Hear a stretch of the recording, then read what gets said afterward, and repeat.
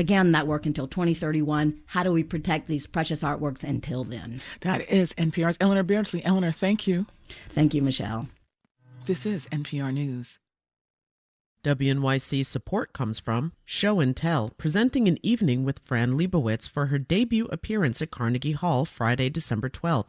There will be a moderated conversation and questions from the audience. Tickets at carnegiehall.org. WNYC is a media partner of the Doc NYC Film Festival, featuring over 200 films and guests including Oscar Isaac, Amy Goodwin, Alan Berliner, and more.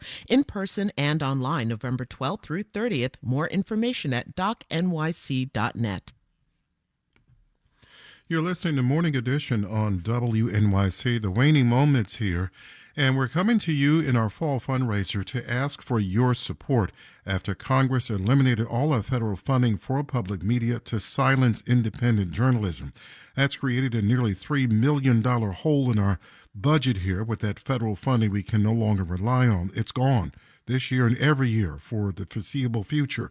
We cannot absorb that hit every year. We must replace all of that funding and then some.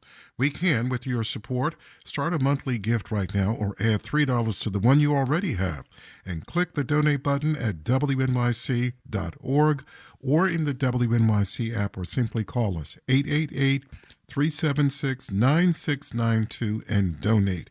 I'm Michael Hill, and with us this morning is WNYC host David First. David and I are asking you to support this station. David? That is exactly right. The number to call, 888-376-9692, WNYC.org. It is great to be with you this morning.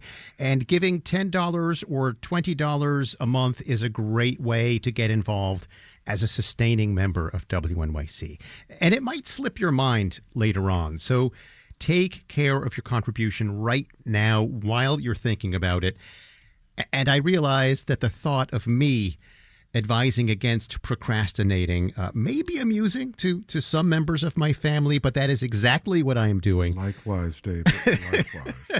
I'm asking for you to call right now. Don't put it off. 888-376-9692. We thank you so much for your support. WNYC.org. That's the website.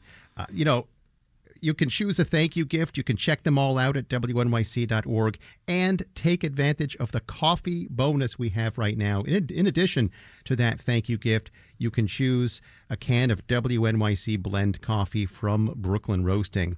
But you can claim that early bird coffee bonus only for the next, I think we have about 9 minutes left to go on that. That ends at 9 o'clock, the coffee special. So now is the time. That's why I'm saying don't procrastinate. 888-376-9692, WNYC.org. That's WNYC.org. And as David has encouraged all of us, don't procrastinate. Or you can call 888-376-9692. When Congress eliminated federal funding for public media over the summer, WNYC lost nearly $3 million a year, and we have no reason to think that money will ever come back. That's why we're asking you to help us fill this budget hole on top of what we normally ask at this time. So the hole is even deeper. That's why we're asking you to start a monthly gift or add $3 to the one you already have. Call us, 888-376-9692, and support the station. Atomic symbol AU has been getting love from investors during these uncertain times, but let's spare a thought for symbol AG. Marketplace Morning Report is supported by Baird. Employee-owned and independent, Baird offers global financial advice focused solely on clients' needs. More information at bairdifference.com. I'm David Brancaccio in Los Angeles. We're coming up on 2 weeks since gold crossed above $4,000 an ounce for the first time at a time of uncertainty. Maybe gold would hold value if things fell apart as part of the logic. Silver isn't chopped liver either. It hit an all-time high last week, and it's gone up more this year than gold. Helping fuel that rally is an actual physical shortage. Marketplace's Savannah Peters reports. At the beginning of the year, something weird was happening in the silver market. Huge volumes of silver bars were being flown from the metal's international trading hub in London to New York. People literally were putting metal on airplanes and shipping it across. Maria Smirnova is with Sprott Asset Management. She says silver is heavy. Shipping it by air across an ocean normally just isn't profitable. But fear over President Trump's tariffs was driving up silver prices on the U.S. market. And that's starting to happen the other way now. People are putting metal on planes to go back. Smirnova says that unusual flow of silver into the U.S. in early 2025, plus a spike in demand for silver during the Diwali holiday in India, helps explain why the London Exchange nearly ran out of physical silver last week. But underlying all of that is a longer-term shortage of the white metal. There hasn't been enough investment in silver mines in the last 10 years. Global demand for silver has been outstripping supply since 2020, according to the industry trade group, the Silver Institute. Quite frankly, right now, where we speak, this fifth year will more than likely extend into a sixth year of a structural market deficit in 2026.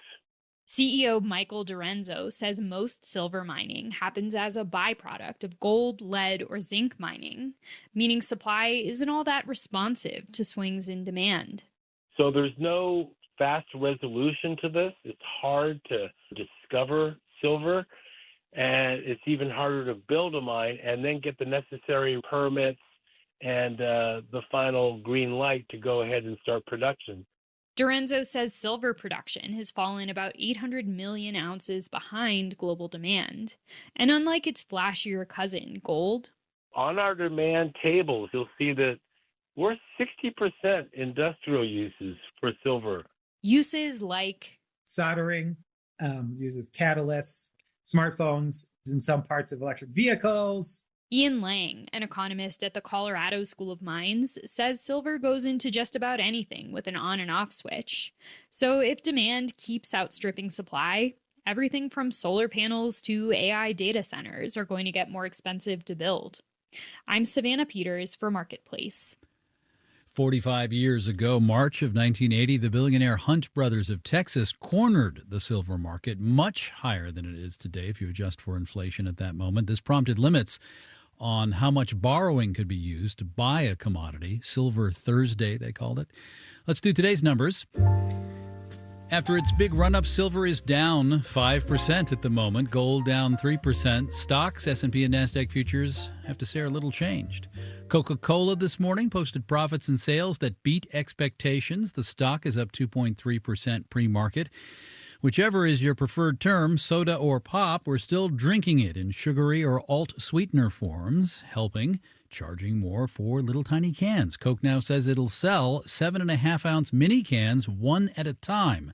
But there's a price for going small. Marketplace's Megan McCarty-Carino has that. At not even a full cup's worth, Coke's mini cans are just a quick hit of carbonated indulgence, says Mintel analyst Lynn Dornblazer. Consumers make their impulse purchases in convenience stores. So they're going in because they want a little bit of a treat. And offering a little bit is a selling point, says Randy Chapman, a consumer goods consultant with Alex Partners. He notes about 10% of U.S. consumers are on weight loss drugs, and many more have become conscious of sugar and artificial sweeteners. And these 7.5 sizes give an opportunity for these folks to continue to drink what they enjoy drinking, but in a smaller size. Mini cans will also have a snack-sized price, around $1.29 each. There's really not many options available below that $2 price point. Chapman says most consumers aren't calculating price per ounce when they pop into the corner store. That low-stakes sticker price could also convince consumers to take a chance on new flavors, says retail strategist Neil Saunders at Global Data. It makes a lot of sense to almost have these like trial sizes in a way, just to get people to give things a whirl. Coca-Cola has confirmed Diet Coke Lime is returning this fall, with Sprite Winter Spiced Cranberry coming later this year. I'm Megan McCarty-Carino for Marketplace. Marketplace Morning Report is supported by Odoo, offering software that provides building blocks for creating a custom software suite. Odoo, what businesses need. And by Schwab. Schwab offers investors choices like full-service wealth management, self-directed investing options, and trading on Think or Swim. More at schwab.com.